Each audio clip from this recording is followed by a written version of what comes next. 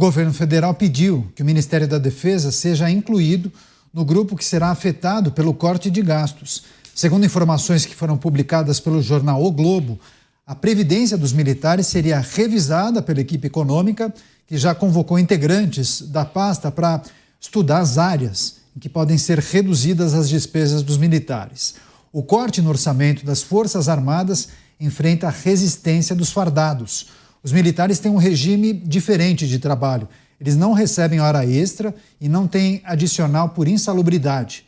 Nesta segunda-feira, o ministro da Fazenda, Fernando Haddad, adiantou o pedido do governo para incluir mais um ministério nesse corte, porém, não garantiu que seria a defesa. Vou chamar os nossos comentaristas, entender esse desafio do governo federal, mas também a maneira como ele deve tratar alguns ministérios e alguns setores da administração federal. Mota, existem algumas sinalizações, né? Integrantes do governo chamaram representantes da pasta da defesa, para estudar áreas em que poderiam reduzir as despesas com os militares. Os militares devem participar desse processo de corte de despesas. Mota. Há dois aspectos dessa questão, Canhato. Há o aspecto dos números, primeiro. Todos os regimes de previdência são deficitários. A Previdência Geral, o regime especial e a Previdência Militar, todos. O déficit dos militares, em números absolutos, é o menor de todos. A Previdência Geral, estou vendo aqui a tabela, a Previdência Geral tem um déficit de 315 bilhões por ano. O regime especial de 54 e a dos militares 49 bilhões. Então, do ponto de vista numérico, é o menor déficit.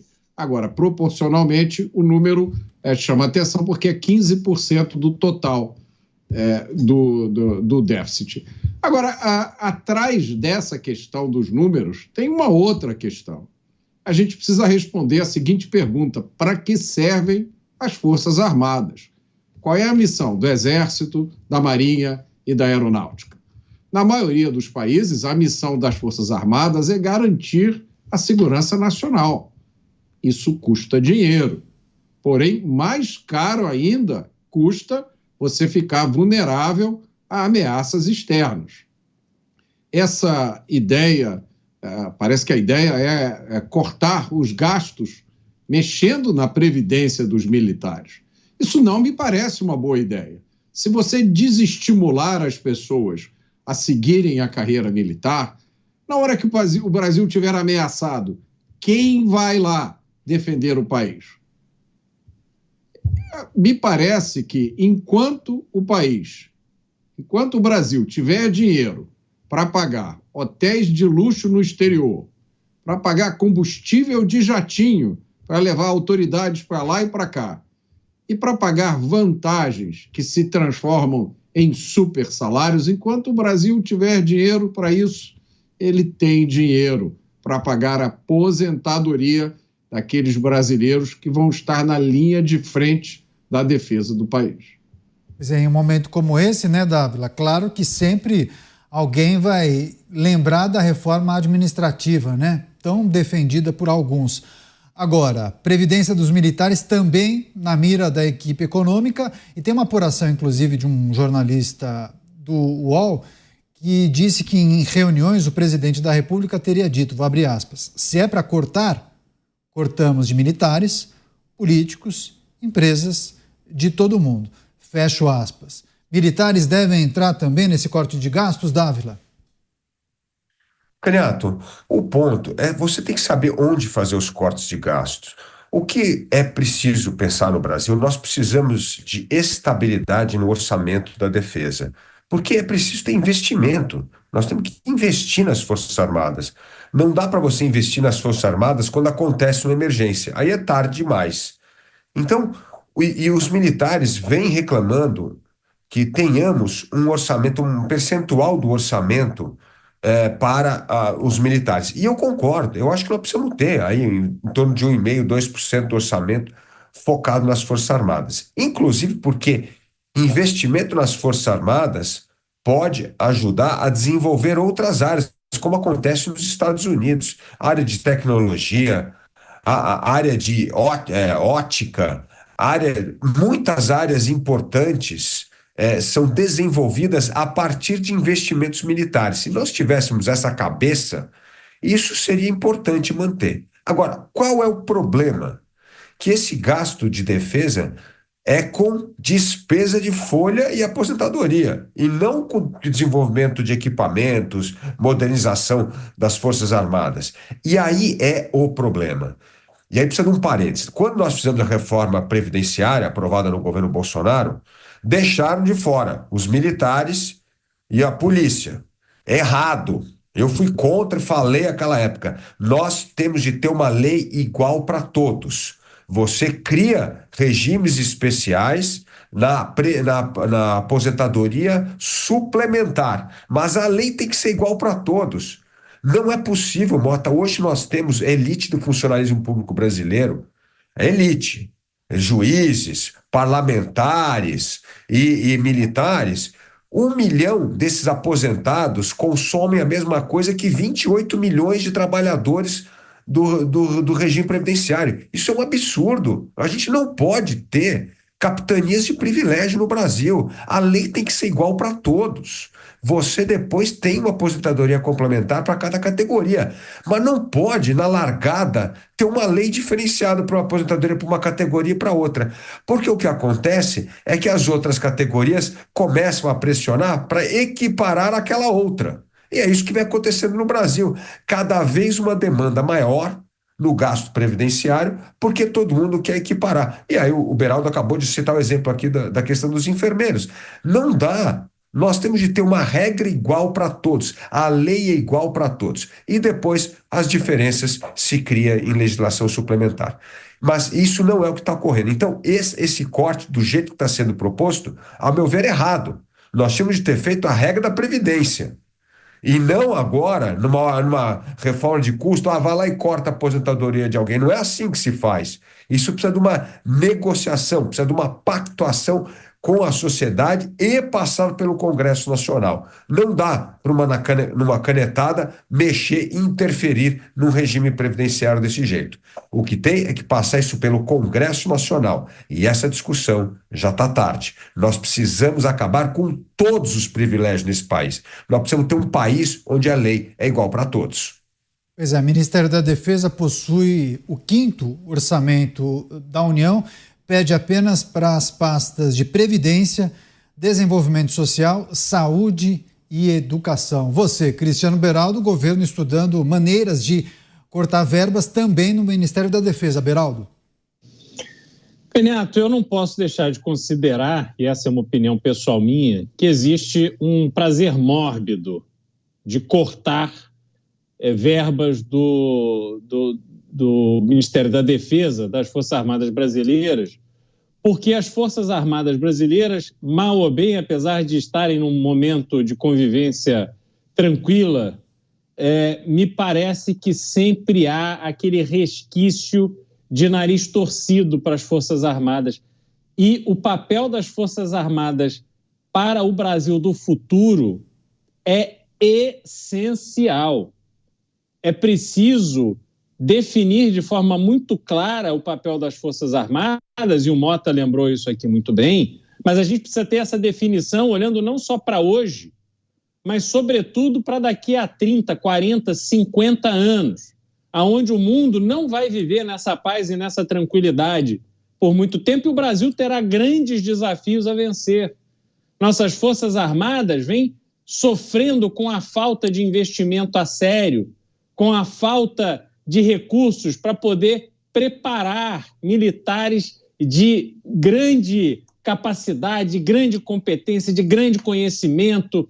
Nós temos que ter isso como a nossa base das Forças Armadas, para que as Forças Armadas tenham o papel fundamental, essencial, que precisam desempenhar no Brasil. Só que a gente não vê isso acontecer justamente porque há este clima que alguns têm prazer em gerar com as Forças Armadas. As Forças Armadas brasileiras merecem respeito, sobretudo. Agora, quando a gente olha para a questão da Previdência, é fundamental se estabelecer uma lógica sustentável para toda a Previdência de todos os setores brasileiros. Porque hoje o nosso modelo de previdência já se provou inviável. Vamos ficar fazendo reformas atrás de reformas atrás de reformas e não vamos solucionar o problema, porque é um problema conceitual. O modelo de previdência tem que levar em conta o perfil populacional. Hoje uma coisa está incompatível com a outra. Se não mexer nisso, nós não vamos resolver. E aí ficam essas discussões e para lá e para cá e tal, dessas pessoas que muitas vezes, e isso vem, né, vozes muito fortes da esquerda brasileira, achando que existe uma máquina de produzir dinheiro para bancar toda essa série de benefícios deste modelo em que as pessoas, idealmente para eles, não vão precisar trabalhar, não vão fazer nada, vão ficar em casa recebendo dinheiro. E isso não é viável, porque isso enfraquece o país, como a gente está vendo o Brasil enfraquecer a cada dia. Então, o sinal que passa para mim, Caniato, é pior ainda do que o corte em si. Pois é, agora, Mota, assim, cortes precisam ser feitos, isso é consenso, a gente tem observado déficit atrás de déficit, mesmo o governo arrecadando quantidades impressionantes ao longo dos últimos meses, batendo recordes de arrecadação, mesmo assim as despesas acabam superando as receitas mensais. Agora, Mota, claro que a gente precisa também analisar, olhar para trás e identificar a necessidade de uma nova organização, né? É preciso, talvez, escutar um pouco o que defendem os liberais. Claro que muitos acabaram, principalmente no momento em que se comemorou a reforma tributária, a aprovação da reforma tributária, alguns diziam, olha, teria sido melhor nós aprovarmos primeiro a reforma administrativa, para identificar qual é o tamanho do Estado, para saber se será necessário cortar aqui, acolá, para depois você elaborar qual é o modelo tributário mais adequado para conseguir suprir as demandas do país. Você sente falta, Mota, quando você observa uma notícia como essa, de observar a administração federal cortando na própria carne? Falta absoluta, Caniato. Eu sinto falta das ideias mais básicas. Não adianta a gente ficar insistindo para alguém cortar gastos se essa pessoa acha que gasto é vida. Olha a frase, gasto é vida. Então, corte de gastos é o quê? Morte. Ninguém quer morrer, ninguém vai cometer suicídio. Essa questão ela tem pelo menos 3 aspectos que a gente tem que examinar. Primeiro, previdência, em geral, é uma coisa deficitária. Isso acontece em vários países do mundo. As previdências foram criadas num tempo em que tinha muita gente trabalhando, pouca gente aposentada. Essa relação agora mudou. Em vários países do mundo, as previdências estão ameaçadas de falência. É um modelo insustentável. Mas é muito difícil você mexer nisso. Você chegar para uma pessoa que está contando que daqui a 20 anos vai ter uma determinada aposentadoria e dizer para ela, olha, desculpe, não vai rolar. Você agora vai ter que trabalhar até morrer, ou vai ter que juntar dinheiro, ou então você vai ficar pobre mesmo. Essa é a realidade. Segundo ponto, o governo desperdiça dinheiro de inúmeras formas. A gente comenta aqui várias vezes, entre outras coisas, o governo, qual é o número de hoje? 50 ministérios? É isso? O governo que podia funcionar talvez com 20, 22, tem 50 ministérios. Então, um governo que tem 50 ministérios não tem, na minha opinião, moral para sentar com ninguém e dizer, companheiro, vamos mexer na sua aposentadoria. Não, antes de mexer na minha aposentadoria, reduz o número de ministérios, corta os banquetes oficiais, acaba com as viagens ao exterior, reduz a frota de jatinhos. Depois de feito tudo isso, vamos olhar o que ainda falta. O terceiro ponto é o seguinte, os militares em todos os países do mundo, desde que as organizações militares ganharam seu formato atual, têm um tratamento diferenciado. Os militares têm um regime de trabalho próprio, eles, inclusive, moram em locais separados dos civis. O militar, quando sobe na sua carreira, ele está hoje aqui, daqui a 2 anos ele é transferido para outro lugar, a vida dele é sempre passando de um lugar para o outro. Os militares são tratados de forma diferente, porque deles se espera que façam o maior sacrifício, que é entregar a sua própria vida no momento de perigo para a pátria. Nenhuma outra profissão oferece esse sacrifício, né? A gente falou aqui do caso dos magistrados. Os magistrados têm um trabalho difícil, especialmente magistrados da justiça criminal. É uma sobrecarga muito grande de trabalho, mas não se pede a eles que, em determinado momento, dado um alarme, magistrados peguem nos seus fuzis, nas suas bazucas, nos seus tanques e vão enfrentar o inimigo. A gente não pede isso das outras categorias de trabalhadores, mas a gente pede isso dos militares. Então, desde que se começou a organizar as Forças Armadas no formato moderno, você trata os seus militares de uma forma diferente. Não é porque eles são criaturas privilegiadas ou superiores, é porque você está pedindo que, no momento de perigo, eles façam um sacrifício que a maioria de nós não vai fazer. No momento em que a maioria de nós está se escondendo nos abrigos antiaéreos ou correndo para um lugar seguro, os militares estão indo enfrentar o inimigo. Se a gente esquecer disso, meus amigos, nós vamos ficar numa situação muito difícil. Só para evitar comentários, não sei se o Mota falou na quantidade de ministérios usando uma figura de linguagem ou se de fato ele falou... Eu de fato não sei qual é o número de hoje, Canhão. Não, perfeito. Você falou 50, mas na realidade há poucos meses eram 40, só que recentemente, ou já faz alguns meses, houve o encerramento das atividades do Ministério da Reconstrução do Rio Grande do Sul. Então voltamos a um número de 39 pastas, 39 ministérios, esse é o número atual, mas é bastante ministério, né? É isso que a gente precisa considerar. Bem, quer fazer um complemento? Você, Beraldo, pediu? Não. O Rio Grande do Sul está completamente reconstruído, né? Não precisamos mais desse ministério que cumpriu o seu papel, está tudo uma maravilha. Rio Grande do Sul, infraestrutura de primeiro mundo. Palmas para o Ministério da Reconstrução do Rio Grande do Sul.